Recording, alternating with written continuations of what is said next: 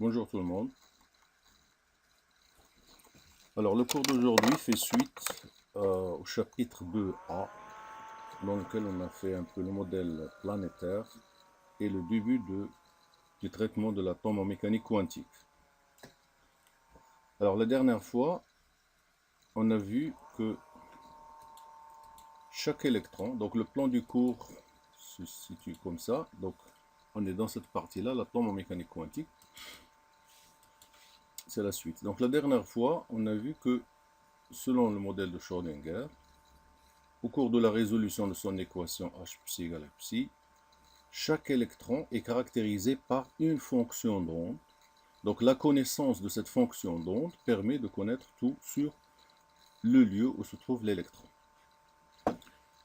Alors la dernière fois, on a montré que il est plus facile de travailler avec les nombres quantiques à votre niveau d'étude. Donc au cours de la résolution de l'équation de Schrödinger, ça fait apparaître trois nombres quantiques entiers qui définissent l'état de l'électron. C'est-à-dire, si on connaît ces nombres quantiques, on connaît tout sur l'électron. Alors, ces nombres quantiques, on commence par le premier nombre quantique, c'est le nombre quantique principal indiqué par l'indice n. Qu'est-ce qu'il signifie? Donc, ce nombre quantique coïncide avec celui déjà introduit par Bohr au cours. Donc, il introduit dans la fonction d'onde, pour quantifier l'énergie En. Ça, c'est l'historique. Donc, on voit dans l'énergie de Bohr qu'il y a un N qui est le numéro de la couche. Donc, ce nombre quantique, il prend toutes les valeurs entières comprises entre n et telles que n égale à 1, 2, 3, 4. C'est-à-dire, l'électron peut appartenir à la couche 1, à la couche numéro 2, à la couche numéro 3, à la couche numéro 4, etc. Donc n, ça désigne la couche. Donc c'est le premier nombre quantique qui permet de localiser l'électron s'il se trouve sur la première couche ou la deuxième couche. Donc on lui donne le code 1 s'il appartient à la première couche. On lui donne le code n égale à 3 si mon électron appartient à la couche 3. Donc n égale à 1, ça veut dire que mon électron se trouve sur la couche K. Il a une énergie E1. n égale à 2, donc la couche, c'est la couche L d'énergie E2. n égale à 3, c'est la couche M d'énergie E3. Donc le premier nombre quantique, il permet un petit peu de localiser l'électron sur les différentes couches. Donc si je connais n, je connais l'endroit où se trouve l'électron, c'est-à-dire la couche. Alors deuxième nombre quantique, maintenant une fois que l'électron est sur la couche, qu'est-ce qu'il y a à l'intérieur de la couche? À l'intérieur de la couche, on a ce qu'on appelle les sous-couches. Donc c'est ce qu'on appelle le deuxième nombre quantique, c'est le nombre quantique secondaire. Donc quand je dis sous-couche, donc le nombre quantique secondaire, on peut l'appeler aussi azimutal.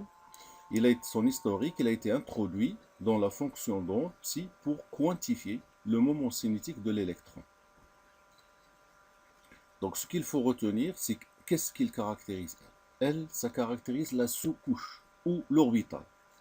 Donc il détermine en particulier la forme de l'orbite. Donc connaissant cette valeur L, je connais l'orbite. Donc si vous voulez, c'est comme si vous placez les électrons sur différentes couches. C'est comme si vous avez un bâtiment avec plusieurs étages, n égale à 1, premier étage, n égale à 2, etc. Et dans chaque étage, qu'est-ce qu'il y a? Il y a des chambres. Ça veut dire qu'il y a des sous-couches. Un certain nombre, donc chaque appartement sur un étage contient un certain nombre de sous-couches, contient un certain nombre de chambres. Donc, je suis dans le niveau n, et dans le niveau n, dans cette couche, il y a des sous-couches. Des sous-couches qui sont caractérisées par ce nombre quantique L. Alors maintenant, L, pour un n donné, chaque fois que j'ai une couche, elle prend toutes les valeurs entières comprises entre 0 et 1. Donc cette formule que je vais afficher ici, qu'est-ce qu'il va me déterminer? Le nombre de sous-couches à l'intérieur d'une couche. Donc si je connais la couche, première couche, il contient un nombre de sous-couches qui est compris entre 0 et 1 moins 1. Si mon n égale à 2, donc le nombre de sous-couches, c'est un petit calcul, 0, L compris entre 0 et 2 moins 1, et ainsi de suite. Donc connaissant le nombre quantique n, et cette formule, ça me permet de déterminer le nombre de sous-couches à l'intérieur d'une couche. Alors on va faire une application sur transparent suivant. Donc pour un n donné, elle prend toutes les valeurs entières comprises entre 0 et n-1, c'est-à-dire vous avez cette formule-là à appliquer. Mais avant de l'appliquer, il faut retenir une chose. Maintenant, si L prend la valeur 0, si je trouve que L égale à 0, ça veut dire que cette sous-couche, il s'appelle S. Ça, c'est des choses à retenir, il n'y a rien à comprendre. C'est comme si vous êtes dans un appartement où il y a la cuisine, le salon, etc. Donc, ils portent des noms. Donc, vous êtes sur la couche N. Si vous trouvez que les sous-couches, vous avez une sous-couche avec une valeur de L égale à 0, ça veut dire que c'est la sous-couche qui s'appelle S. Si L égale à 1, ça veut dire que mon électron appartient à la sous-couche qui s'appelle P. Si L égale à 2, ça veut dire que mon électron appartient à la couche D. Et si L égale à 3, donc je m'arrête là, l'électron appartient à une sous-couche qui s'appelle F. Donc ça, c'est des choses à retenir. Donc si vous trouvez un L égale à 0, c'est-à-dire la sous-couche considérée s'appelle S. Si mon électron a un nombre quantique L égale à 1, ça veut dire que l'électron appartient à la sous-couche P, etc. Donc ça, c'est des choses à retenir parce que vous aurez à les utiliser dans la suite du cours. Donc faisons maintenant un exemple. Donc pour faire une application de cette inégalité, c'est-à-dire le nombre de sous-couches qui se trouvent dans une couche, donc je commence par la première couche. Combien de sous-couches existent dans la première couche? Donc j'applique cette formule. Si n égale à 1, la première couche, elle ne peut prendre qu'une seule valeur, L égale à 0. Soit donc, si je trouve L égale à 0, c'est-à-dire c'est l'orbital qui s'appelle S. Parce qu'on vient de voir, si jamais vous trouvez L égale à 0, donc ça correspond à la sous-couche S. Si vous trouvez L égale à 2, c'est la sous-couche qui s'appelle D. Pourquoi je dois savoir ça? Parce qu'après, je vais distribuer mes électrons sur les différentes couches d'un atome, et je dois connaître là où il se trouve. Il se trouve dans la couche N, et dans quelle sous-couche? Soit la sous-couche S, si jamais L égale à 0, la sous-couche P, si L égale à 1, et ainsi de suite. Donc revenons à notre exemple. Donc le calcul, comment je fais le calcul? Donc j'applique la définition, puisque n égale à 1, L est compris entre 0 et 1 moins 1, donc je n'ai qu'une seule valeur. Donc L prend, donc soit L égale à 0. Ici, je trouve L égale à 0, il s'agit d'une seule solution. Donc je sais que dans la couche numéro 1, combien j'ai de sous-couches? Combien j'ai de sous-couches? J'ai simplement une seule parce que j'ai une seule solution. Et cette sous-couche, comment elle s'appelle? Puisque L égale à 0, c'est la sous-couche S. Donc je vais le schématiser sur la figure suivante. Voilà, je suis sur la couche numéro 1. Combien j'ai de sous-couches? Donc je cherche ici combien j'ai trouvé que de solutions. J'ai trouvé une seule. Donc dans cette couche, qui est la première couche, je n'ai qu'une seule sous-couche que je vais appeler S. Donc je vais l'appeler S parce que j'ai trouvé la valeur de L égale à 0. Donc on va voir par la suite pourquoi j'ai appelé ce 1, parce que je suis sur la première couche. Alors, que signifie un S pour le comprendre? Donc ça, c'est une écriture qu'on va utiliser dans la suite du cours. Si j'écris un S, ça veut dire si j'ai un électron, il se trouve sur la couche numéro 1. Et sur quelle sous-couche? C'est la sous-couche qui s'appelle S, puisque il est caractérisé par un nombre quantique L égale à 0. Donc un S, ça veut dire que je suis sur la première couche, N égale à 1. Et il s'agit de quoi? Il s'agit de la sous-couche qui s'appelle S. Donc à retenir un petit peu avec l'application dans la suite du cours. Si je trouve un nombre quantique L égale à 0, il s'agit de l'orbital S. Si je trouve L égale à 1, c'est l'orbital P. Ça, on l'a vu sur la dernière transparente. Donc, on a une seule sous-couche, un S dans la couche numéro 1. Donc comme ça, quel est mon problème? Je suis en train de chercher à localiser les lieux où je peux trouver mon électron. Donc si jamais il est sur la première couche, il peut exister sur une seule sous-couche qui s'appelle un S. Maintenant, on va passer à la couche numéro 2, à la couche numéro 3, comme application, pour voir un petit peu les possibilités de localiser l'électron sur les différentes couches quand je passe d'une couche à une autre couche. Donc sur l'exemple suivant, si je suis sur la deuxième couche, n égale à 2, il est caractérisé, donc L peut prendre deux valeurs, 0 et 1. Comment je sais que c'est deux valeurs? J'applique cette définition. Donc le nombre de sous-couches dans une couche est défini par cette relation. L compris donc 0 et n moins 1, avec n égale à 2. Donc combien je vais trouver? Donc L égale à 0 et 1. Donc la couche numéro 2, il contient quoi? Il contient la sous-couche ou l'orbital 2s caractérisée par L égale à 0 et la sous-couche ou l'orbital 2p qui est caractérisée par L égale à 1. Donc j'ai trouvé ici deux solutions pour les valeurs de L, deux solutions. Si je suis dans la couche 2, j'ai 0, L égale à 0 et 1. Donc le L égale à 0, ça correspond à S, l'orbital S, et le L égale à 1, il correspond à l'orbital P. Maintenant, vous allez me demander pourquoi j'ai écrit ce 2, etc. Parce que je suis sur la deuxième couche, c'est-à-dire c'est le 2S, c'est l'orbital S de la deuxième couche. C'est l'orbital P de la deuxième couche. Pour la différencier de l'orbital S qui est dans la première couche, que j'ai noté un S, je dois noter un 2S. Donc sur ce schéma ici, je vais un petit peu illustrer mieux. Donc je suis sur la couche numéro 2. Combien j'ai de sous-couches? C'est comme si je suis dans un étage qui contient combien de chambres? 2. C'est l'endroit où je vais placer mes invités ou bien mes électrons. Donc, sur la couche numéro 2, j'ai la sous-couche 2S, caractérisée par L égale à 0, et la sous-couche que j'appelle 2P, caractérisée par L égale à 1. Je rappelle la même chose, je suis sur la couche 2, j'appelle 2S la sous-couche 2S et la sous-couche 2P. Donc, on a donc deux sous-couches, ce sont 2S et 2P dans la deuxième couche N égale à 2. Donc, je récapitule. Dans la première couche, on a trouvé qu'il y a une seule sous-couche, 1S. Dans la deuxième couche, j'ai encore plus d'endroits, plus de possibilités de mettre des électrons, puisque j'ai deux sous-couches, 2S et 2P. Et je dois m'attendre dans la suite que je peux mettre plus d'électrons dans la couche 2 que dans la couche 1, parce que dans la couche 2, j'ai deux sous-couches, ou bien deux orbitales. On va passer à la troisième couche pour voir.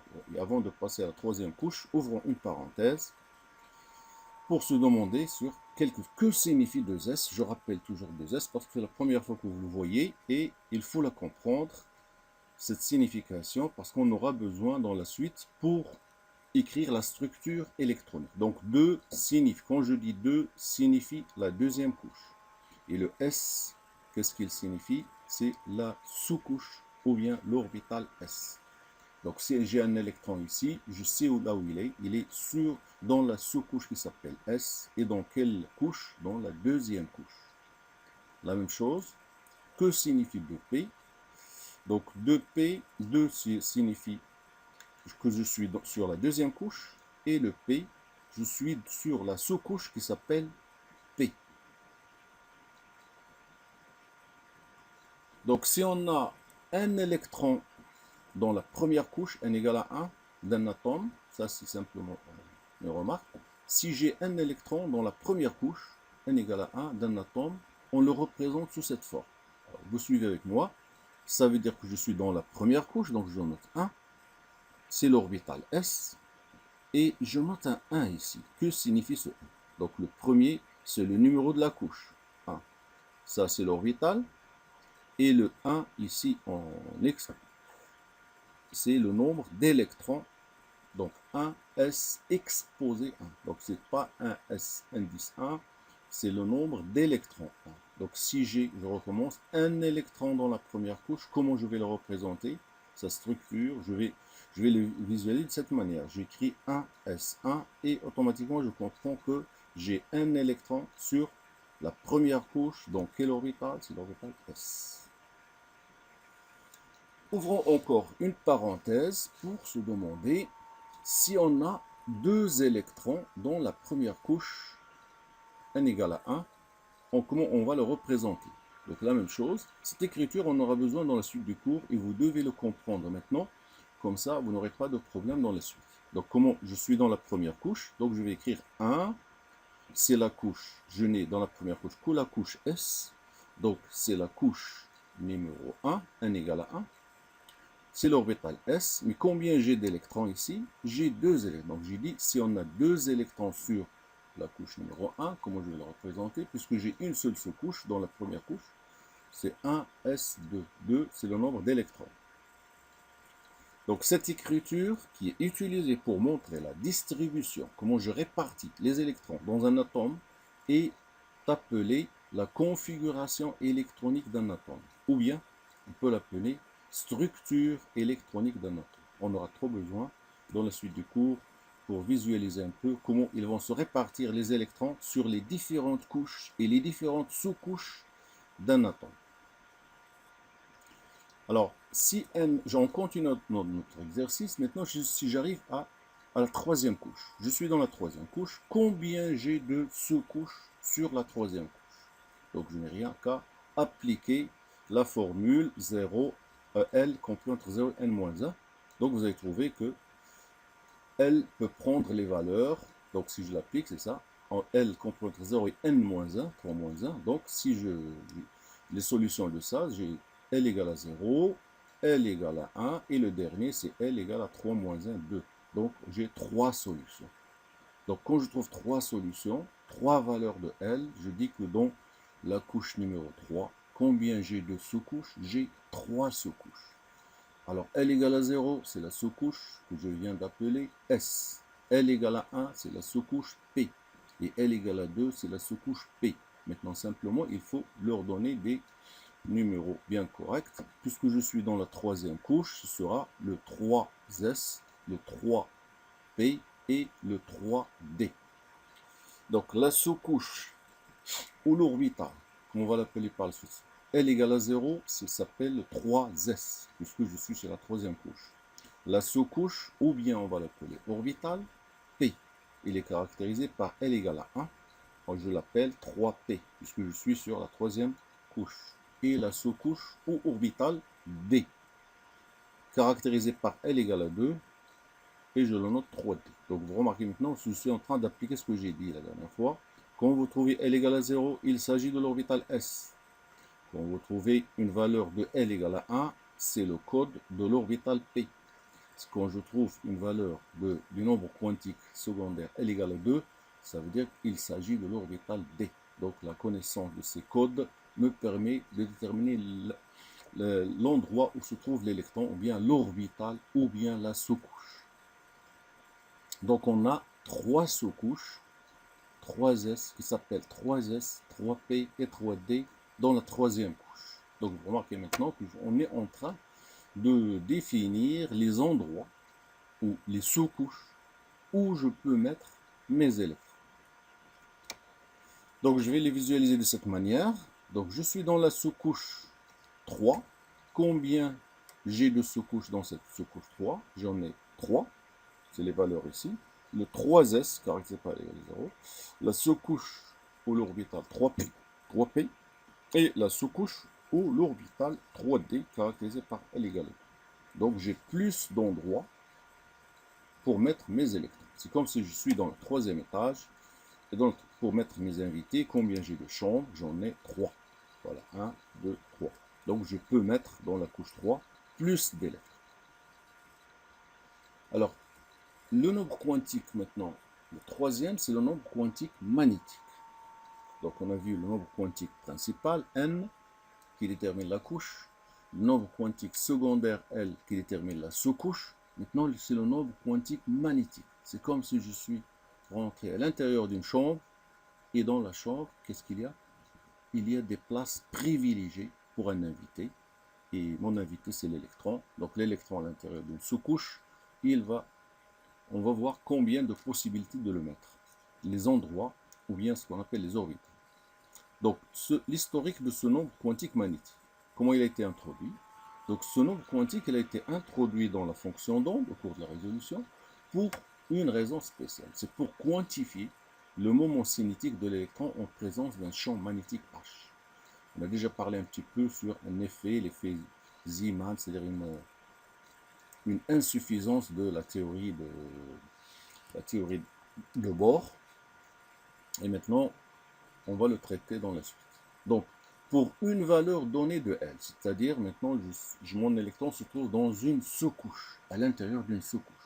Donc, on a passé de la couche, on est à l'intérieur d'une sous-couche caractérisée par L. Combien j'ai de valeurs possibles pour ce nombre quantique magnétique? Donc, ML va prendre les valeurs entières comprises entre moins L et plus L. Autrement dit, cette définition-là. Donc, le nombre, si je suis dans une sous-couche, combien j'ai de nombre quantique principal, de nombre quantique magnétique, ils sont définis par cette formule. Donc, la formule est la suivante, à retenir, la même chose que celle qui détermine le nombre de sous-couches. Maintenant, il détermine le nombre d'orbites. Donc, on prend toutes les valeurs, c'est-à-dire je suis à l'intérieur d'une sous-couche, combien j'ai d'orbites? Eh bien, le nombre d'orbitales possibles, ou bien d'endroits où je peux mettre mon électron, est déterminé par cette formule ML inférieur ou égal à moins L et plus L. Donc, ce sont des formules qui apparaissent au cours de la résolution de l'équation de Schrödinger. Donc, généralement, on les utilise, mais la démonstration n'est pas à votre niveau de cours. Donc, qu'est-ce qu'il détermine ce ML? Donc, le nombre de ML que j'obtiens, il me détermine quoi? Le nombre d'orbitales par sous-couche. Comme j'ai dit, vous êtes à l'intérieur d'une chambre, et à l'intérieur d'une chambre, il y a plusieurs endroits stables pour un invité, pour se placer. Donc, déterminé par cette formule. Maintenant, mon électron, à l'intérieur d'une sous-couche, ou d'une orbitale, d'une sous-couche, combien d'orbitales se trouve dans cette couche, je le détermine par cette formule, moins L plus L. On va faire une application dans la suite, vous allez mieux comprendre. Donc, je passe de la couche à la sous-couche L, et maintenant à l'orbital, le dernier endroit où je vais localiser, où je vais placer mon électron au cours de la répartition des électrons dans un atome. Alors, le nombre total maintenant de valeurs possibles de ML, il est égal à 2L plus 1. Il correspond donc au nombre d'orbitales correspondant à une sous-couche L. Donc, si je suis dans une sous-couche L, combien de valeurs de ML je peux trouver en général? C'est 2L plus 1. On va faire une application. Donc, si, par exemple, vous êtes dans la couche L égale à 0, la sous-couche L égale à 0, c'est la sous-couche S. Combien de valeurs de ML? Vous appliquez la définition. J'ai simplement une seule valeur, ML égale à 0, puisqu'il est compris entre moins 0, moins L et plus L. Donc, moins 0 plus 0, ça veut dire que la valeur, une seule valeur de ML égale à 0. Donc, si je suis dans la sous-couche S, j'ai simplement une seule valeur de ML. Et qu'est-ce que je vous dis? Dans la sous-couche S, il n'y a qu'une seule orbitale. Donc, j'ai une seule orbitale, un seul endroit pour placer mes électrons si jamais mon électron se trouve dans la sous-couche S. Donc, tout ça, L égale à 0. Donc, la sous-couche S contient 2L plus 1 pour faire une application. Ça vous donne le nombre de sous-couches, d'orbitales par sous-couche. Vous êtes à l'intérieur d'une sous-couche. Combien de possibilités d'orbitales? Ici, si L égale à 0, donc l'orbital S, combien il contient d'orbites? La sous-couche S, il contient une seule orbite. Alors maintenant, si L égale à 1, je passe à la sous-couche P. Donc je suis dans la sous-couche P. ML prend, le nombre quantique ML prend les valeurs entre moins L et plus L, donc entre moins 1 et plus 1. Donc j'ai la valeur entière, bien sûr, moins 1, 0 et 1. Donc j'ai les trois solutions. Donc si je suis dans l'électron et dans la sous-couche P, j'ai trois solutions. Donc je dis que dans la sous-couche P, cette sous-couche contient trois orbitales que je vais leur donner des noms. Px, P indice Y, P indice Z. Donc à retenir que si je suis dans la sous-couche P, j'ai trois endroits pour mettre mes électrons qui s'appellent les orbitales.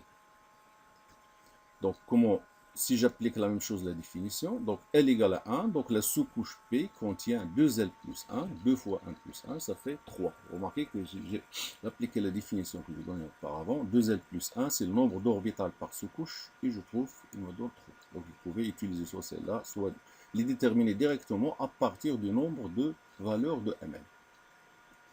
Alors sur ce schéma, je visualise un petit peu que je suis dans la sous-couche 2, dans la couche 2. Combien j'ai de sous-couches? Donc le calcul me donne pour n égale à 2, L compris entre 0 et n-1, donc 0 et 1. Donc j'ai deux solutions. J'ai la sous-couche 2S et la sous-couche 2P. Et si je rentre encore, je cherche les sous-couches, par exemple dans la sous-couche 2P, combien j'ai? L égale à 1, donc ml moins 1, 0, 1. Donc chaque valeur de ml moins 1 me dit que dans la sous-couche 2P, j'ai l'orbital qui s'appelle 2px. Pour ml égale à 0, c'est l'orbital 2py. Et pour ml égale à 1, c'est l'orbital 2pz.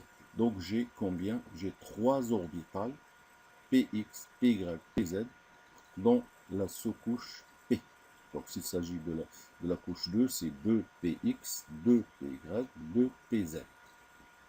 Donc ici, je vous montre le dernier endroit où je peux mettre mes électrons. Donc si j'ai des électrons à distribuer, je vais mettre des électrons sur l'orbital de px, de py, de pz. Ici, c'est le dernier endroit où je vais mettre mon électron. C'est comme si j'ai des invités.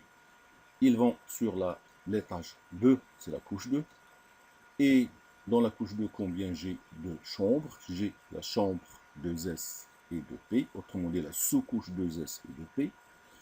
Dans la sous-couche 2s, il n'y a qu'un seul endroit, c'est le 2s, tout court.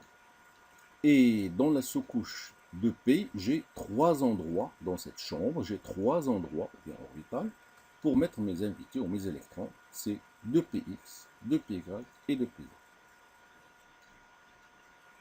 Alors juste pour information, on a parlé de l'effet Zeeman pour l'atome d'hydrogène, mais rapidement, ça ne fait pas partie de votre programme, mais simplement je veux le signaler.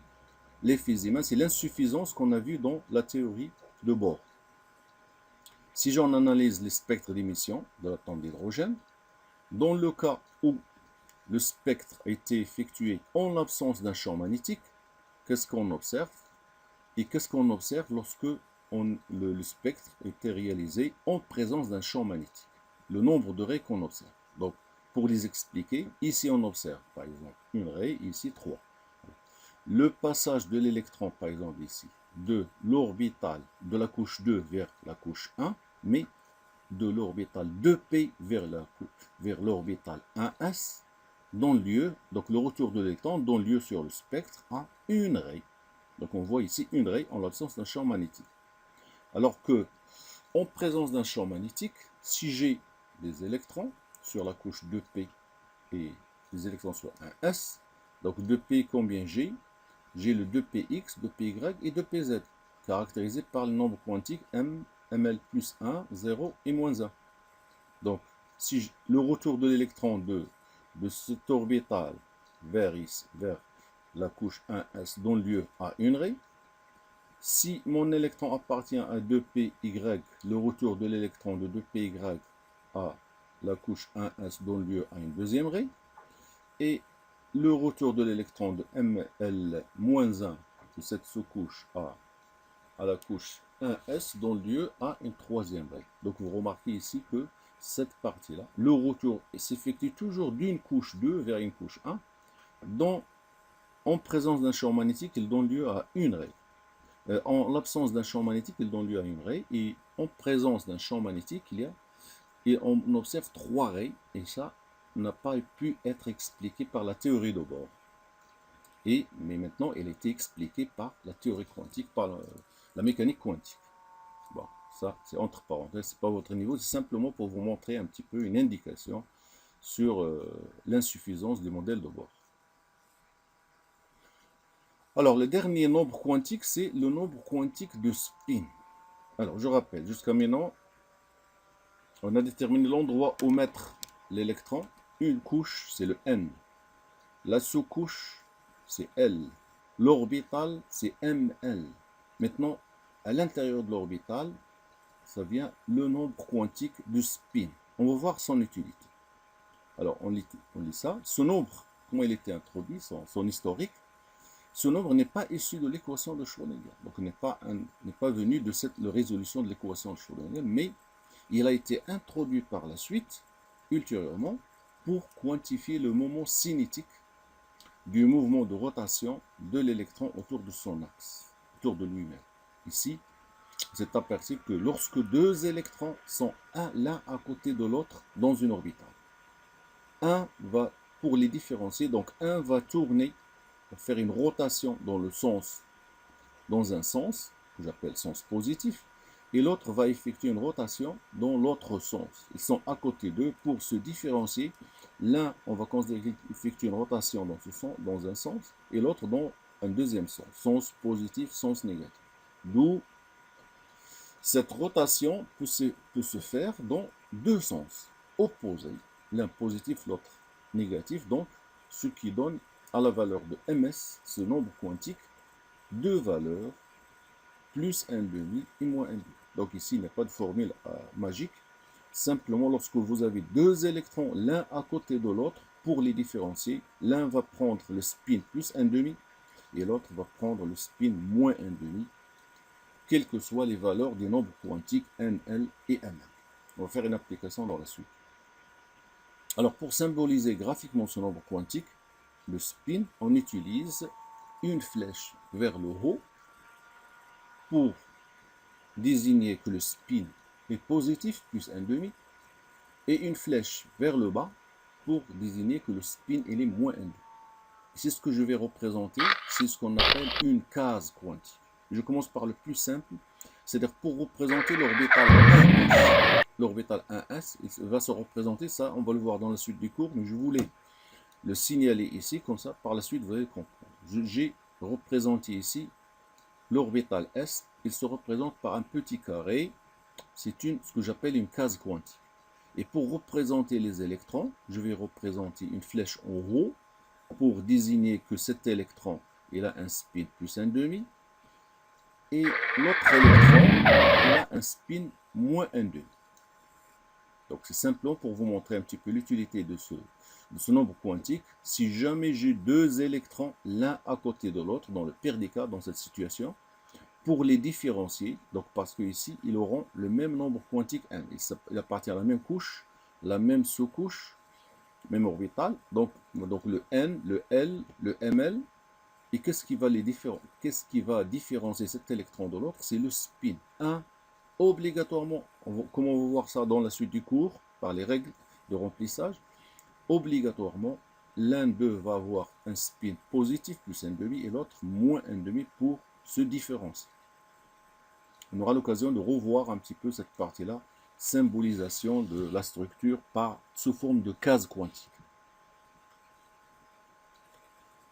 Alors maintenant qu'on connaît les orbitales atomiques S, P, D, etc., on va les décrire, puisque c'est l'endroit où on va se trouver l'électron. Description des orbitales atomiques. Donc, le traitement mathématique de l'équation de Schrödinger, H psi égale psi, qu'est-ce qu'il a permis d'associer donc à chaque électron une fonction d'onde. Ça, on est obligé de revenir à chaque fois aux fonctions d'onde parce que pour le calcul, pour montrer la description des orbitales, on est obligé de passer par les fonctions d'onde, quoique les fonctions d'onde ne sont pas votre programme, mais pour comprendre, on doit les utiliser. Donc, chaque fois que j'ai un électron, cet électron il est décrit par une fonction d'onde qui dépend du nombre quantique NLM, dans laquelle interviennent les trois nombres quantiques. Si je connais cette fonction d'onde, je peux déduire, donner une description de l'endroit où se trouve l'électron. C'est ce qu'on appelle l'orbital atomique, bien description. Donc je commence. Donc à chacune des combinaisons, chaque fois que j'ai un électron qui possède N, L et M donnés, ça correspond à une fonction d'onde qui permet donc de connaître les régions de l'espace dans laquelle l'électron a la plus grande chance, la plus grande probabilité de présence, soit vers 95%. Cela va conduire à la notion de représentation des orbites. C'est-à-dire, l'endroit où se trouve l'électron, on va le représenter graphiquement sur une figure. Donc, si mon électron appartient à l'orbital S, comment est cet endroit logé par l'électron, comment est cette chambre où je vais mettre mon électron. Si mon électron appartient à l'orbital P, comment est cette probabilité de présence, c'est-à-dire où est-ce que j'ai plus de chances de le trouver. Ça va se calculer à l'aide de cette fonction. Donc, bien sûr, on va faire une petite démonstration et les autres, on va donner simplement des solutions. Donc, Cas de l'orbital 1s par exemple.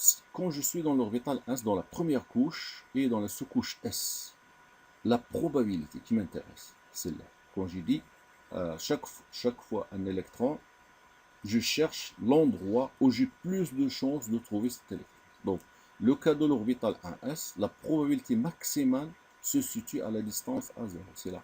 Qu'est-ce que ça? Ça montre cette représentation symbolique de la densité radiale. C'est-à-dire ça, quand j'ai l'orbital que j'appelle 1s, je suis dans la première couche, la sous-couche S. Si je veux trouver mon électron, où est-ce que j'ai plus de chances de le trouver? Eh bien, si je vois ici la densité, ça c'est la densité de probabilité de présence, j'ai peu de chances de le trouver dans cette région ici, puisque je vois que c'est pas dense. Et à la distance A0, A0 c'est 0,53 angstroms, dans le cas de l'atome d'hydrogène, j'ai plus de chances de trouver mon électron dans cet endroit où il y a le nuage, il est concentré. Donc ici, j'ai plus de chances de trouver l'électron. C'est ça la probabilité 99, 95%.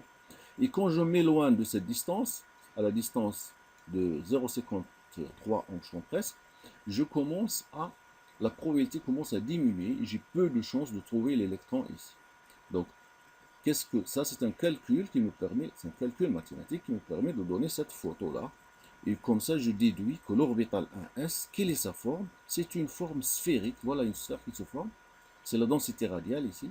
Donc ici, j'ai plus de chances de trouver mon électron dans cette zone. J'ai peu de chances de le trouver à côté du noyau et j'ai peu de chances de le trouver à l'infini. Donc ça me donne un petit peu une représentation, une description de l'atome 1s. On va décrire un exemple dans la suite du cours. Donc description des orbitales, c'est un petit peu ça. Ça va me permettre dans la suite de comprendre l'endroit où se trouve l'électron, bien sûr, et comprendre les liaisons que va faire cet électron entre deux atomes, quelles sont les distributions de densité de probabilité pour comprendre les liaisons entre un atome A et un atome B.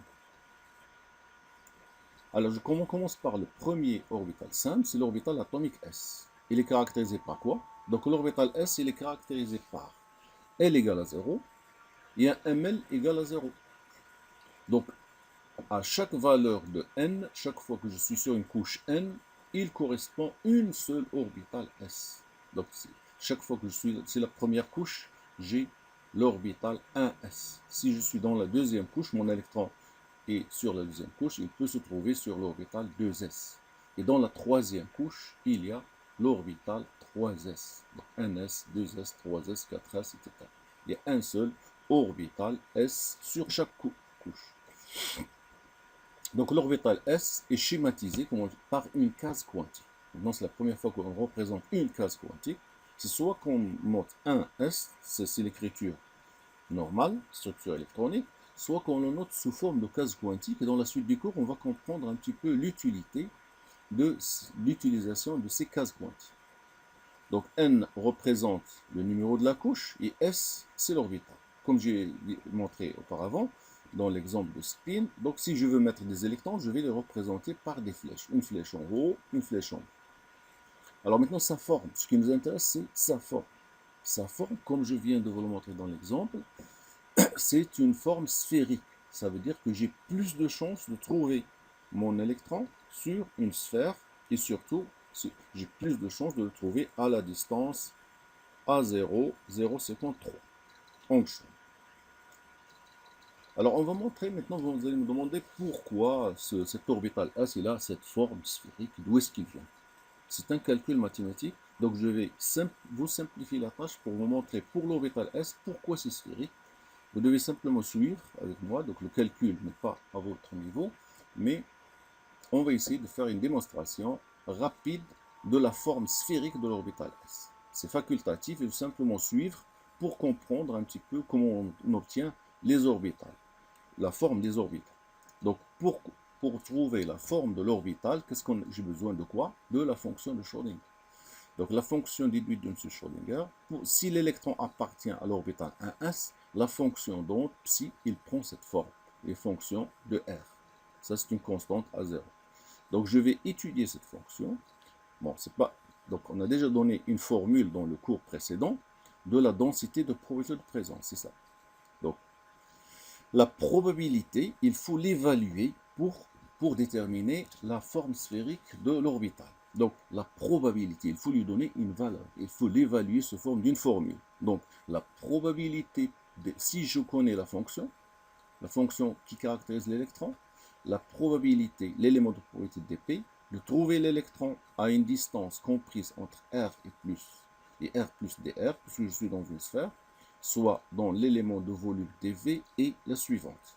Donc c'est la formule qui va me donner la probabilité. C'est là que la dernière fois, j'ai dit que la fonction d'onde, il n'a pas de signification physique, mais par contre, le carré de la fonction d'onde, qu'est-ce qu'elle représente? La densité de probabilité de présence. C'est-à-dire, si j'étudie cette fonction, d de p, donc c'est l'élément de probabilité, dp, c'est la fonction d'onde au carré, fonction d'onde au carré fois d de v. Donc, c'est égal à psi au carré, et d de v, c'est 4 pi r carré dr. Un petit calcul, si vous connaissez le volume, c'est 4 tiers pi r3. Si vous faites sa dérivée, d de v, c'est 3 ici, fois 4 tiers, donc, etc., 4 tiers fois 3, pi, etc., vous trouvez, c'est 4 pi r carré dr, c'est d de v. Donc, d de v, c'est égal à 4 pi r carré. Donc, j'étudie cette fonction, d de p, c'est psi au carré, c'est cette fonction au carré. Donc, on ne va pas détailler tout le calcul, mais simplement, il faut suivre avec moi pour comprendre un petit peu comment la forme de l'orbital est sphérique. Donc la probabilité de dp, trouvée sur cette formule. Donc ça, c'est la fonction de distribution radiale, P de R. Maintenant, on a passé à la probabilité, mais pas l'élément de probabilité, on a intégré. Donc la probabilité est égale, donc le psi carré dv, on obtient ça. Une fois qu'on intègre le d de PR, on trouve que la fonction de distribution radiale, c'est-à-dire comment sont distribués les électrons en fonction de R, et il prend cette forme. Donc si j'étudie cette fonction, ça c'est une fonction en R, je vais faire son étude et voir là où j'ai plus de chances de trouver l'électron. C'est-à-dire la probabilité, où la probabilité est maximum. Donc pour étudier cette fonction, je vais faire la dérivée première, la dérivée seconde, et voir là où il y a si maximal, là où il s'annule, là où il est nul, etc. Donc l'étude de cette fonction, vous pouvez le réaliser simple, montre quoi? Que la dérivée d de PR sur dr, elle est égale à cette valeur, et que cette dérivée, elle est nulle pour trouver les extrémums, elle est nulle pour r égale à 0. Donc à la distance r égale à 0, la dérivée est nulle, c'est-à-dire je vais avoir soit un maximum, soit un minimum. Donc la fonction PR, elle est maximum pour r égale à 0, et il est nul, donc si vous faites PR égale à 0, il est nul pour R égale à 0 et R égale à l'infini. Donc l'étude de la fonction, la courbe se présente comme suite. Donc la variation de la densité radiale en fonction de R, quand je dis densité radiale, c'est la probabilité. C'est-à-dire je vais voir là où j'ai plus de chances de trouver l'électron. Donc voilà la densité radiale en fonction de R, densité, c'est-à-dire je vois l'endroit où c'est plus dense. J'ai plus de chances de trouver l'électron. Donc l'étude ici est la suivante. Qu'est-ce que je remarque? Que cette fonction, elle est maximum à la distance. Donc il est nul pour r égale à 0. Je suis en train simplement de représenter la fonction. Il est nul presque à r égale à l'infini, lorsque r tend vers l'infini. Il est maximum à la distance à 0. Donc ça, c'est une photo de fonction. Il faut la concrétiser. Qu'est-ce que ça signifie, cette figure? Ça veut dire que la probabilité ou bien la densité de trouver l'électron, il est nul. Vous voyez, suivez la courbe. Au niveau du noyau, c'est r égale à 0. Et il augmente progressivement. Et où est-ce qu'il est maximum? À la distance A0, il est maximum. Et lorsque je m'éloigne de cette distance, il commence à diminuer jusqu'à ce qu'il s'annule à l'infini. Quand je suis à l'infini, j'ai une chance nulle de trouver l'électron. Et quand je suis à côté du noyau, j'ai une chance nulle de trouver l'électron. Ça, c'est la probabilité. Et si je veux l'endroit où j'ai plus de chances de trouver l'électron, c'est à la distance A0, qui est le rayon de bord. Donc je vais le visualiser de cette manière. Je suis sur un cercle. Donc ici, j'ai moins de chances de trouver l'électron, c'est moins dense. Et quand je m'éloigne, quand je suis à la distance A0, c'est plus dense. J'ai plus de chances de trouver l'électron. Donc c'est maximum dans cet endroit. Et sur cette figure ici, c'est plus clair. Voilà, c'est maximum ici. Le maximum, il est là. Cet maximum est sur cette figure. Ça, c'est une représentation symbolique de la densité radiale. il est maximum, j'ai plus de chances de trouver l'électron sur cet endroit. C'est la raison pour laquelle je représente l'orbital S par une sphère. Parce que j'ai trouvé ici une densité maximum. Donc vous voyez que c'est des mathématiques. Grâce à la fonction déterminée par M. Schrödinger, l'étude de la probabilité ou bien la densité de probabilité de cette courbe, là, on la visualise, on le représente symboliquement ici, et on trouve que l'orbital, il est de cette manière.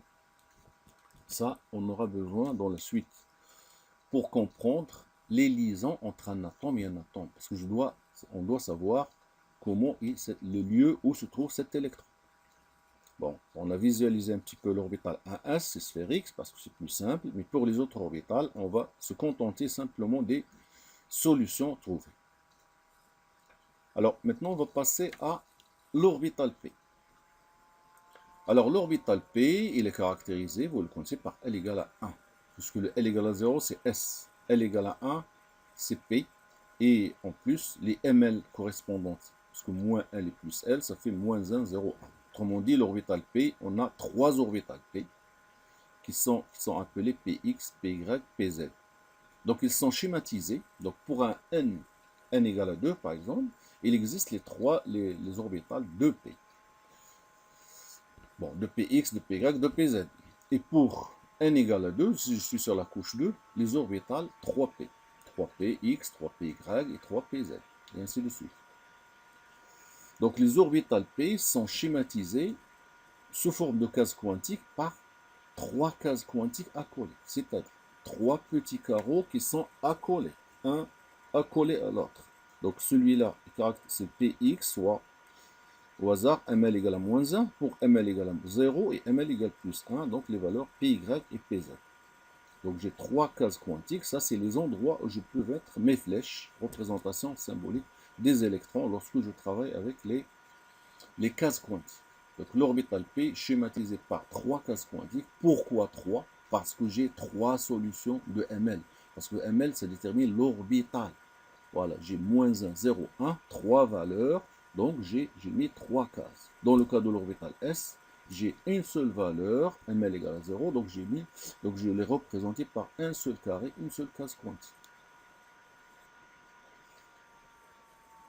Bon, ouvrons une parenthèse, la même chose ici pour comprendre un peu les choses qui ne sont pas claires, telles que, est-ce que l'orbital 1P existe? Ce que vous remarquez ici, qu'est-ce que j'ai mis? Si n égale à 2, l'orbital de P. Mais je n'ai pas signalé pour n égale à 1. Alors, ici, on doit montrer, est-ce que l'orbital 1P existe? L'orbital 1P. Ça veut dire que j'ai un numéro de couche, je suis sur la première couche. Et le P, ça veut dire que je suis dans la couche P. Donc pour le comprendre, je suis sur la couche 1, j'utilise combien de sous-couches peuvent exister sur la couche 1. Donc la couche 1, il contient combien? Entre 0 et 1 moins 1, ne peut prendre qu'une seule, donc le L ne peut prendre qu'une seule valeur, 0 et 1 moins 1, 0. Une seule valeur de L, soit donc l'orbital 1s. Et l'orbital 1p n'existe pas, parce que je ne peux pas avoir un L qui est égal à 1. Pour n égale à 1, je n'ai qu'une seule solution, et l'orbital 1p n'existe pas. Ça, c'est un petit jeu pour utiliser un petit peu ces formules que j'ai utilisées, nombre de couches, nombre de sous-couches, nombre d'orbitales. Vous pouvez jouer un petit peu avec ces formules pour déterminer les orbitales qui existent et les orbitales qui n'existent pas. Comme ça, je ne vais pas avoir après une description 1p. Ça n'existe pas. Donc vous avez 2p, mais vous n'avez pas 1p. Parce que sur la première couche, il n'y a pas d'orbital p. Donc les orbitales p sont schématisées par 3 cases quantiques accolées. Et maintenant, la visualisation, on ne va pas démontrer. Donc vous avez le px, il a cette forme, deux lobes dirigés vers l'orbital, vers l'axe x, c'est l'orbital px. Et l'orbital py, deux lobes dirigés vers l'axe y. Et de pz, selon l'axe z, deux lobes positifs et négatifs. Donc vous allez me demander qu'est-ce que ça représente tout ça. Donc la même chose, qu'est-ce que ça représente ça? Ça veut dire que si mon électron, par exemple, est sur l'orbital, par exemple pz, si je veux le trouver, la densité et maximum dans cette région. J'ai plus de chances de trouver mon électron dans cette région qui prend cette forme. Donc d'où est-ce qu'il vient de cette forme? C'est toujours du calcul de la densité radiale à l'aide de la fonction d'onde en utilisant l'équation qui me donne la densité radiale et en utilisant la fonction de Schrödinger déterminée par Schrödinger. Donc le calcul ne va pas le mettre, mais vous devez admettre un petit peu les formes des orbitales parce que vous en aurez besoin pour comprendre les liaisons entre atomes. Donc ça va me permettre ça va nous permettre de comprendre lorsqu'on fait une liaison entre un atome A et un atome B, on doit savoir l'endroit où se trouve l'électron. Oui. Alors la question, je l'ai posée avant vous, mais à quoi va me servir de connaître toutes les formes des orbitales? Donc je vais donner une application dans la suite pour ne pas vous perdre. Donc à quoi ça sert tout ça? Les formes des orbitales, à quoi ça sert? Alors, on va donner une application. Ouvrons une parenthèse. Pour former une liaison entre deux atomes, A et B, qu'est-ce qu'il y aura? On aura besoin, il y aura un recouvrement de deux orbitales des deux atomes. Qu'est-ce que c'est que recouvrement? C'est-à-dire un recouvrement entre un nuage et un autre nuage d'un autre atome qui appartient à une orbitale. Donc je vous donne un exemple ici. Voilà ici. Par exemple, j'ai un atome A et un atome B. L'atome A contient l'orbital PZ, PX, PY, et l'atome B contient ici la même chose, un orbital PX, PY, PZ. Donc recouvrement, c'est-à-dire ce nuage électronique va se recouvrir avec celui-là, va fusionner avec celui-là, pour donner lieu à une liaison. Donc d'une manière, la manière avec laquelle ils vont se recouvrir, c'est latéral, c'est-à-dire de haut, de la partie hausse et la partie en bas. Donc ça va donner ce qu'on appelle une liaison pi. La même chose pour ceux qui sont là. Donc le recouvrement de cette orbitale-là que j'ai colorée et en bleu et celle-là, donc par l'ordre positif-négatif, ça va donner lieu à une liaison pi. Par contre, ces deux-là, ils vont se recouvrir d'une manière axiale, c'est-à-dire selon un axe, ce nuage va se recouvrir, va se mélanger avec celui-là pour donner lieu à une liaison sigma.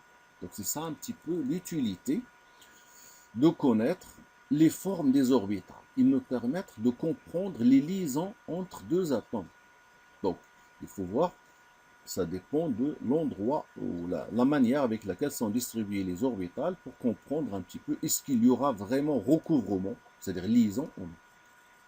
Alors, un exemple ici, c'est si vous prenez par exemple le cas de l'acétylène, je prends un cas, la molécule d'acétylène, donc vous voyez le recouvrement entre cette orbitale P et cette orbitale et l'orbital P qui est donc le lobe positif-négatif, recouvrement donne lieu à liaison pi.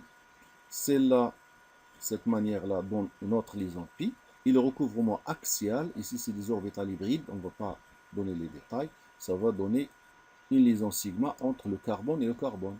Et puisque j'ai les hydrogènes, la même chose, recouvrement entre une orbitale du carbone et l'orbital S va donner une liaison sigma entre le carbone et l'hydrogène. Et le recouvrement entre une orbitale S ici et l'orbital S, et une orbitale SP du carbone et l'orbital S de l'hydrogène va donner lieu à cette liaison. Donc ça ne fait pas partie de votre cours, mais simplement je vous donne un exemple d'utilité pour comprendre un petit peu pourquoi on donne les formes des orbitales. Ça nous permet un petit peu de comprendre la formation des liaisons entre les atomes. Parce que les atomes, maintenant on parle d'atomes tout seul, mais un atome tout seul, c'est rare qu'on le trouve tout seul. Un atome, généralement, il cherche à se lier avec un autre atome pour former une liaison, si c'est convenable pour eux. Alors, maintenant, on a montré la forme de l'orbital S sphérique, la forme de l'orbital P, il nous reste la forme de l'orbital D. Donc D, comment il est caractérisé le D? Donc le nombre d'orbitales, c'est le nombre de valeurs de ml. Les valeurs que prend ml entre moins L et plus L. Donc l'orbital atomique D est donc caractérisé par L égale à 2. Et le nombre de valeurs de ml entre moins 2 et plus 2, ils sont au nombre de combien? 1, 2, 3, 4, 5. Donc l'orbital D, combien j'ai de type d'orbital D? Eh bien c'est le nombre de ml.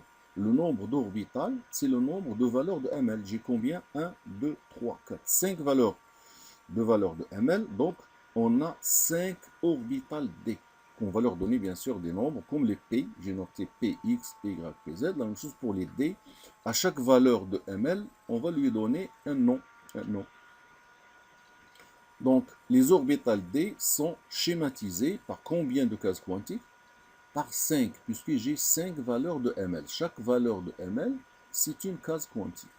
Donc, ils sont schématisés par 5 cases quantiques qui sont accolées, c'est-à-dire l'un à côté de l'autre. Il ne faut pas les mettre un petit peu loin, l'un loin de l'autre. Donc, celui-là, caractérisé par ml égale moins 2, moins 1, ml égale 0, ml égale plus 1, ml égale plus 2. Et pour les noms, donc on appelle 5 noms, dx2 moins y2, dz2, dxy, dxz, dyz. Maintenant les formes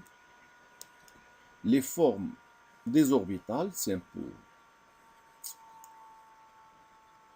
compliqué pour vous, mais ça, bon, pour votre niveau d'étude, la connaissance de la forme de l'orbital D est facultative, mais il faut le connaître parce que si jamais vous en aurez besoin un jour, vous devez le savoir, la forme de l'orbital dz2, la forme de l'orbital dx2 moins y2, etc. Ça, surtout, ces orbitales sont très utilisées dans les orbitales, dans les métaux qu'on appelle dans les métaux utilisés en biologie, etc. Vous devez comprendre les types de liaisons. Par exemple, les métaux de transition contiennent des orbitales D, ils font des liaisons intéressantes au niveau des gens de biologie. Donc, vous devez comprendre un petit peu la forme des orbitales parce que vous pouvez un jour en avoir besoin pour comprendre le type de liaison qui se forme entre un métal et un autre atome.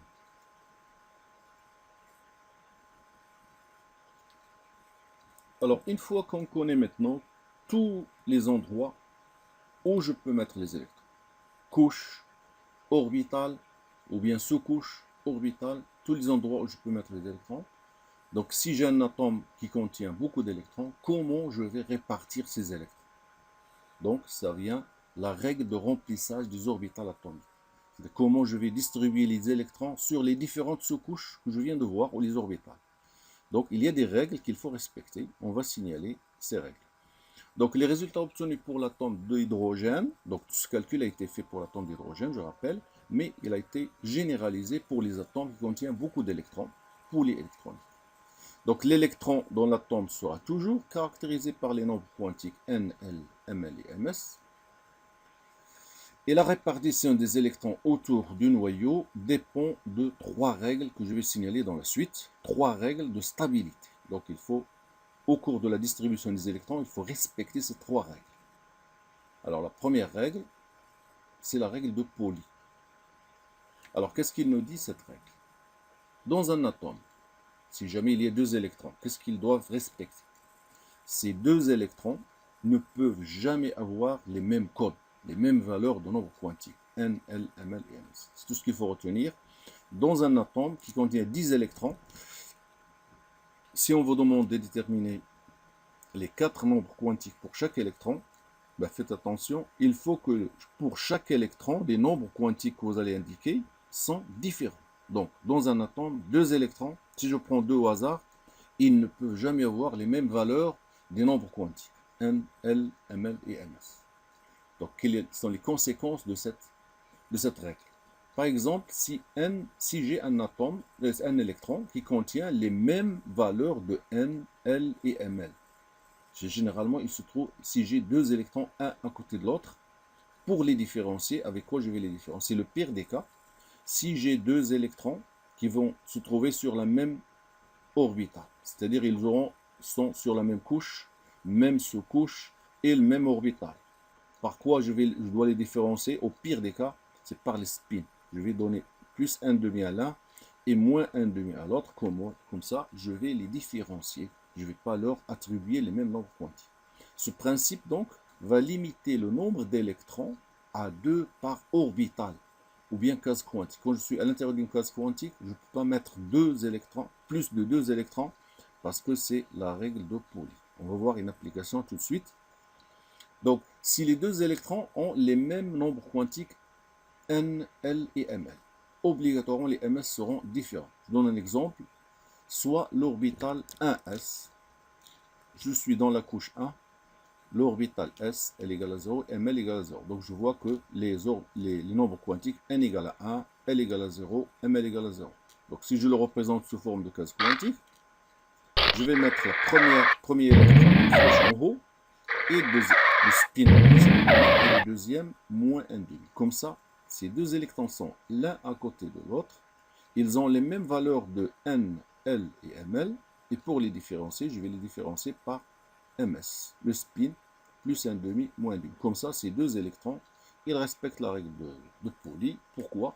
Parce que ces deux électrons n'ont pas les mêmes codes, n'ont pas les mêmes nombres quantiques. Cette configuration donc suit la règle de Pauli. Et je vais donner une autre qui est fausse. Si jamais je prends cette équipe, un en haut et un autre en haut, est-ce que j'ai le droit de faire ça? Qu'est-ce qu'ils ont ces deux électrons? Ils ont la même couche, même numéro de couche, n égale à 1. Il appartient à la couche S, la sous-couche S, L égale à 0, ml égale à 0, et ils ont les mêmes spins. Ça, est-ce qu'ils suivent la règle de Pauli? Absolument pas. Cette configuration ne suit pas la règle de Pauli et vous devez l'effacer de votre tête. Ne jamais écrire une configuration de cette manière.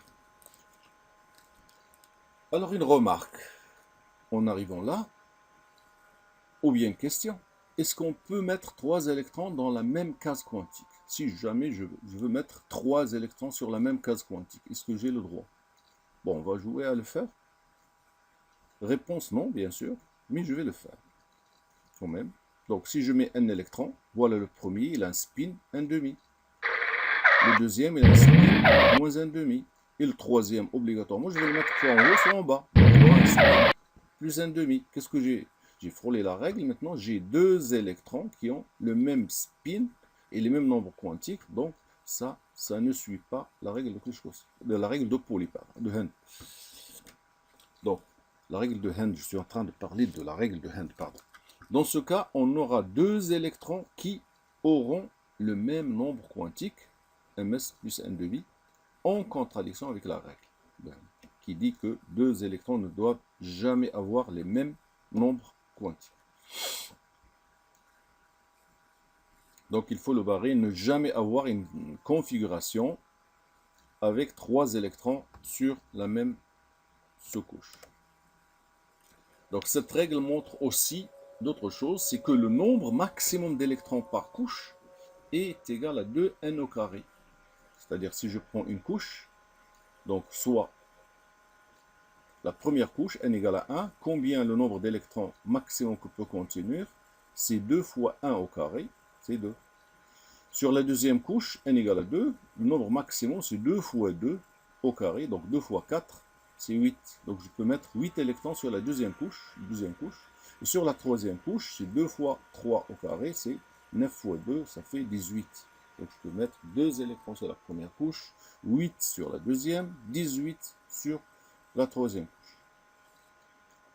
Remarque aussi, les nombres quantiques, à retenir bien sûr cette remarque, les nombres quantiques constituent ce qu'on appelle les papiers d'identité des électrons. À savoir, la position d'un électron dans un atome est donc décrite totalement à l'aide d'un jeu de 4 nombres quantiques, valeurs, qui sont n, l, ml et ms. Qu'est-ce qu'ils déterminent chacun? Je vais simplement vous rappeler un petit peu. N, c'est quoi? C'est la couche. Ça, c'est à retenir un petit peu pour ne pas se perdre. Donc, l'identité de l'électron est déterminée de cette manière. La couche, c'est N. La sous-couche, c'est L. Le L qui détermine la sous-couche. Et la case quantique ou l'orbital, c'est ml. Et le spin, ms. Donc, l'électron est connu, on le connaît par ses codes. Ou bien, son identité, c'est ses nombres quantiques N, L, ml, ms. Donc, en utilisant toujours cette règle de Pauli, nous remarquons que l'orbital S, combien il peut contenir d'électrons au maximum? 2 électrons. Voilà l'orbital sous forme de case quantique. Combien je peux mettre d'électrons? Un avec un spin et l'autre moins 1,5. Donc, je peux mettre au maximum 2 électrons sur la sous-couche S. À retenir une chose, les configurations possibles sont soit que si j'ai un électron, j'écris NS1. Un électron sur l'orbital S, le premier. Si j'en ai deux, NS2. est-ce que j'ai le droit d'écrire NS3? Absolument pas. Il faut le barrer de vos têtes parce que je ne peux pas mettre, pour suivre la règle de Pauli, je n'ai pas le droit de mettre un troisième ici. Donc les configurations possibles pour l'orbital S, si je suis sur une couche N, c'est NS1, NS2. Par exemple, 2S1, 2S2, 3S1, 3S2. Mais jamais S3. Il ne peut jamais contenir 3 électrons. L'orbital P, caractérisé par L égale à 1. Donc toujours L égale à 1, c'est l'orbital P. Combien il peut contenir au maximum d'électrons? Il peut contenir, donc on va remplir les orbitales. J'ai 3 orbitales, donc je vais mettre les électrons. Chaque orbital peut contenir maximum 2. Voilà, 1, 2, 3. Remarquez la manière avec laquelle je distribue à l'intérieur d'une orbitale. Je mets un électron sur la première, deuxième sur le deuxième, le troisième. Ça, c'est une règle qu'on va voir dans la suite du cours. Puis, une fois que j'ai rempli tous les cases, je recommence 2 par 2. Le troisième, le quatrième, le cinquième et le sixième. Donc, j'ai mis 6 électrons sur l'orbital P au maximum. Maintenant, examinons les configurations possibles. Donc, si on demande les configurations, vous pouvez écrire, lorsque vous avez un seul électron, NP1. Si vous avez 2 électrons sur l'orbital P, NP2. 3 électrons, NP3. 4, NP4. NP5, NP6. Est-ce que vous pouvez écrire NP7? Vous n'avez pas le droit puisque maximum c'est 10 électrons. Donc c'est quelque chose qu'il faut barrer de vos têtes. Ne jamais écrire la structure NP7. On arrive au maximum NP6. Alors maintenant l'orbital D, il est caractérisé par L égale à 2.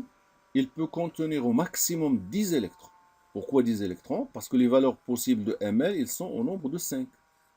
Donc voilà, 5 valeurs de ML, 5 cases quantiques. Chaque orbital peut contenir au maximum 2. Donc je vais distribuer les électrons au maximum. Combien? Donc je vais le premier ici, le deuxième ici, le troisième ici. Vous remarquez la manière avec laquelle je distribue les électrons. C'est pas au hasard. Ça, c'est une règle qu'on va voir dans la suite. Distribuer, d'abord remplir au maximum les orbitales. Distribuer au maximum les électrons sur les différentes orbitales. Je ne vais pas mettre le deuxième ici. Troisième, quatrième ici et le cinquième. Une fois que j'arrive à 5 électrons, je reviens et je mets 2 par 2. 6 et ainsi de suite jusqu'à ce que je remplis tous les orbitales D. Donc la même chose, quelles sont les configurations possibles lorsque on a un orbital D? C'est l'orbital D. ND1, ND2 jusqu'à ND10, mais je ne peux pas écrire ND11, c'est faux. Donc le maximum c'est ND10. Passons maintenant à l'orbital F. Donc l'orbital F, caractérisé par L égale à 3, il peut contenir au maximum 14 électrons. Donc, combien de valeurs possibles de ML, c'est moins 3 plus 3, ça fait 100 au nombre de 7. Donc combien? 2 par chacun, donc je vais mettre au maximum 14 électrons. Donc je vais commencer le remplissage, la même chose.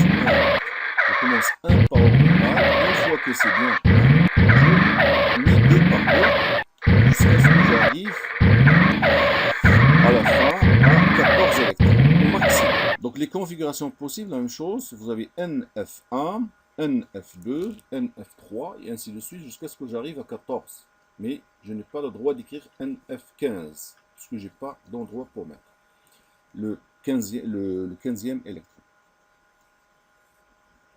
Alors, deuxième règle. Maintenant, on a vu la règle qui nous permet, la règle de Pauli, pardon. Maintenant, la règle de Klichkovsky, c'est une règle intéressante. Il va nous permettre un peu de chercher la manière avec laquelle on distribue par ordre les électrons. Donc, qu'est-ce qu'il dit la règle? À l'état fondamental, c'est-à-dire si l'atome n'est pas excité. Les électrons occupent les niveaux d'énergie les plus bas, c'est-à-dire les plus bas, c'est à côté des noyaux. Couche 1, couche 2, couche 3. C'est-à-dire ceux qui ont une énergie minimum et donc une stabilité maximum, c'est à côté des noyaux. Et lorsqu'on s'éloigne du noyau, la stabilité diminue. Donc ici, sur cette photo, qu'est-ce que je montre? Si vous êtes sur la couche 1, combien vous avez de sous-couches? Vous avez la sous-couche 1S. Dans la couche 2, j'ai la sous-couche 2S et 2P. C'est les deux possibilités. Dans la couche 3, j'ai le 3S, le 3P et le 3D. 3 orbitales. Dans la couche 4, j'ai 4S, 4P, 4D, 4F. Comme ça, ici, j'ai une représentation où je montre sur chaque couche, combien j'ai d'orbitales. J'en ai un S sur le troisième, j'ai 3S, 3P, 3D, ainsi de suite. Ça va me permettre un petit peu de distribuer. Qu'est-ce qu'il dit la règle ici? Les électrons occupent les niveaux d'énergie les plus bas. Ça veut dire que lorsque je remplis, je commence par un S. C'est le plus bas. Puis une fois que c'est plein, je passe au deuxième niveau. J'ai le 2S et le 2P. Donc je les remplis, 2S, 2P. Puis une fois que c'est plein, je passe au troisième niveau, troisième couche. Et ainsi de suite, la règle sera signalée par la suite. Donc c'est ça le fait que les électrons occupent les niveaux d'énergie les plus bas successivement. Autre chose à retenir, c'est que on ne commence à remplir une autre sous-couche que lorsque les plus profonds sont saturés. Qu'est-ce que ça dit? Qu'est-ce que ça veut dire tout ça? L'ordre de remplissage sera donné par la suite. C'est-à-dire, on ne commence à remplir une autre sous-couche. Donc, une fois que je suis à ce niveau, première couche, je la remplis. Il faut la remplir totalement avant de passer à la suite. Je ne vais pas mettre un électron ici, le deuxième, je vais le mettre ici. Je n'ai pas le droit. Donc, on ne commence à remplir une autre sous-couche que lorsque le plus profond est saturé, c'est-à-dire plein. Donc, je remplis ça. Une fois que c'est plein, je remplis ça. Une fois que c'est plein, je passe celui-là et ainsi de suite. On va voir la succession selon la règle de Klichkowski qui sera présentée de cette manière. Alors là, je vous présente un petit peu une manière pour retenir l'ordre. L'ordre, qu'est-ce que je vais remplir? Cet orbital, puis celui-là, puis celui-là. Donc vous remarquez que j'ai commencé N en haut. Sur la couche N égale à 1, qu'est-ce que j'ai? J'ai l'orbital 1S. Sur la couche 2, je vais mettre 2S, 2P.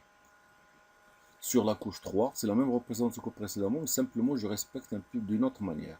Couche 1, couche 2, la couche 3, il contient l'orbital 3S, 3P et 3D.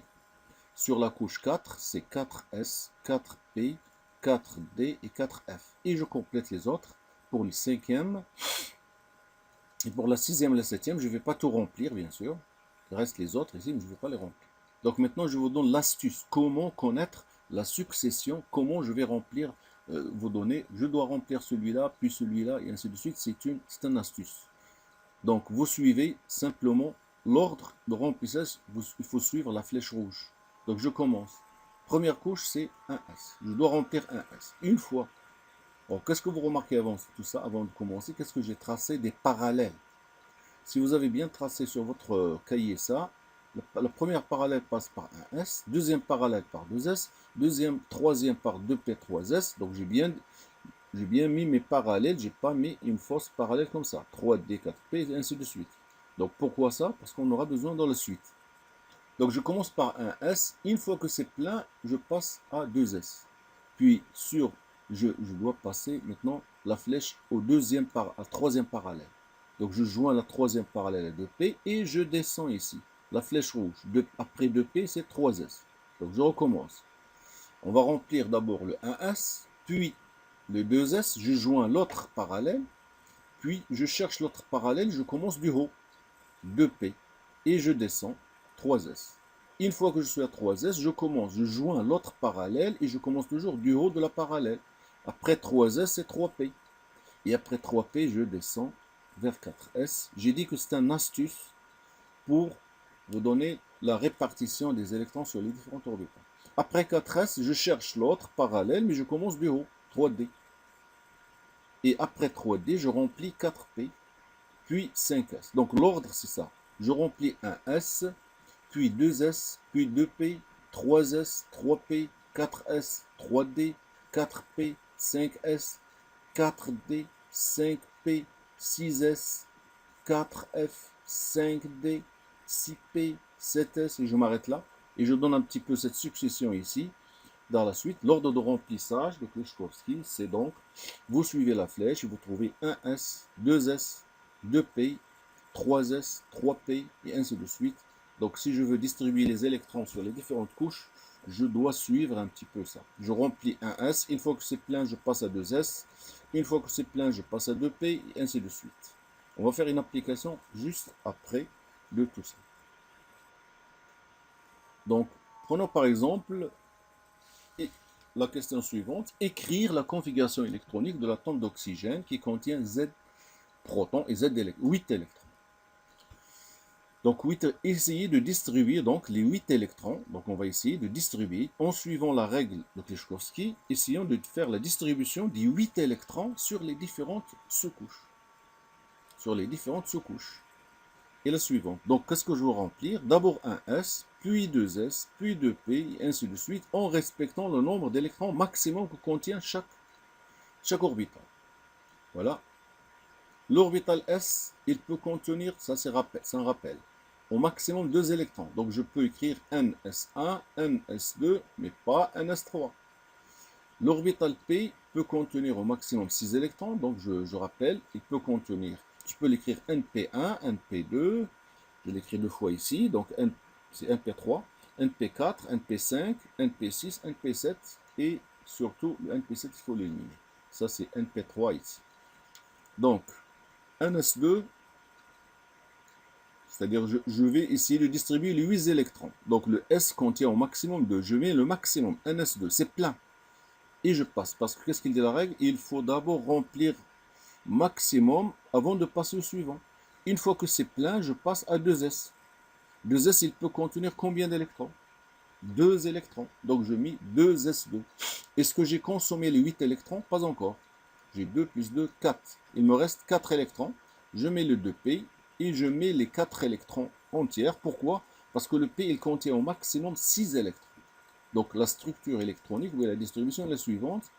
Ça, c'est la structure électronique 1S2, 2S2, 2P4. Comme ça, vous voyez que j'ai distribué tous les électrons. J'ai distribué les 8 électrons sur les différentes couches. Un autre exemple. Écrire la configuration électronique de l'atome de potassium. Donc, en suivant la règle de Kleshkovsky, la configuration électronique de l'atome de potassium sera donnée comme suite. Donc, je suis un petit peu la règle 1s. Donc, toujours en respectant un peu ce que j'ai donné. Donc, l'orbital 1s peut contenir un électron jusqu'à 2 électrons et pas 3. L'orbital P, j'ai NP1, NP2, NP3. NP4, NP5, NP6, mais le NP7, je dois le barrer. Donc, je commence. Je distribue les 19 électrons. Donc, je commence par le 1s. Je remplis au maximum. C'est 1s2, maximum 2 électrons. L'orbital 2s, maximum 2 électrons. 2s2. L'orbital 2p, maximum 6 électrons. N2p6. Est-ce que j'ai consommé les 19 électrons? Pas encore. J'ai mis 2, 2, 6, ça fait 10. Combien il me reste? 9 électrons.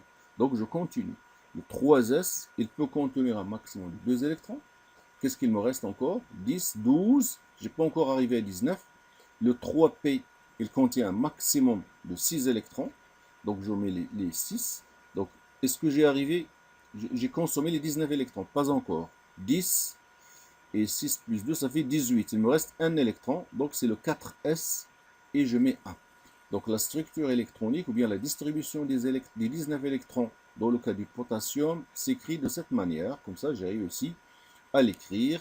1S2, 2S2, 2P6, 3S2, 3P6, 4S1. Cette écriture, comme on va le voir, pour les différents atomes, ça va nous aider dans la suite du cours pour comprendre un petit peu chaque atome, comment les électrons sont distribués pour chaque atome et surtout sa propriété. Alors, la dernière règle, règle de Hund, qu'est-ce qu'il nous dit? Au cours du remplissage d'une sous-couche, les électrons occupent le maximum d'orbitales atomiques avec des spins parallèles. Bon, si vous n'arrivez pas à comprendre ça, c'est un petit peu comme ça. Je prends l'atome d'azote qui contient 7 électrons et je vais distribuer les 7 électrons. Qu'est-ce qu'il dit la règle? Au cours du remplissage d'une sous-couche, les électrons occupent le maximum d'orbitales. C'est-à-dire, je ne vais pas commencer à remplir 2 par 2, mais je dois remplir le maximum d'orbitales avec des spins parallèles avant de... Donc, je vais choisir la distribution sous forme de case quantique pour mieux voir cette règle. Alors, j'ai 7 électrons d'azote. La distribution électronique, si je l'écris sous forme configuration normale, c'est 1s2, 2s2, 2p3. Alors maintenant, sous forme de case quantique, ça apparaît. Donc cette règle apparaît sous forme de case quantique. Voir la configuration sous forme de case quantique. Donc le 1s2, 2s2, 2p3. Je vais essayer de la remplir. Voilà 1s2 contient le maximum des électrons. Premier et deuxième. 2s2. Donc je suis à l'intérieur de l'orbital. Maintenant, je suis dans l'orbital P. Et je vais distribuer combien? 3 électrons. Donc je vais mettre le premier ici. Le deuxième, est-ce que je vais le mettre pour suivre la règle? Il faut occuper le maximum d'orbital à l'intérieur d'une sous-couche. Je suis à l'intérieur de la sous-couche de P. Le deuxième électron, je n'ai pas le droit de le mettre ici. Je vais le mettre. Je vais occuper le maximum. C'est ça la règle. Le troisième, ici. Maintenant, dans cette configuration, il suit la règle de Hund sans problème. J'ai occupé le maximum d'orbital. Et ça, c'est une configuration qui est correcte, qui suit la règle de Hund. Maintenant, je vais voir une autre où je vais me tromper. Donc, toujours l'atome d'azote, 1s2, 2s2, 2p3. Si je distribue les électrons de cette manière, 1s2, 2s2, les deux électrons ici, mais dans le P, je vais mettre ça. Un ici, le deuxième à côté, voilà les règles. Et le troisième ici. Est-ce que cette configuration suit la règle? Absolument pas. Il faut occuper, ces trois doivent occuper le maximum. Voilà un qui est vide.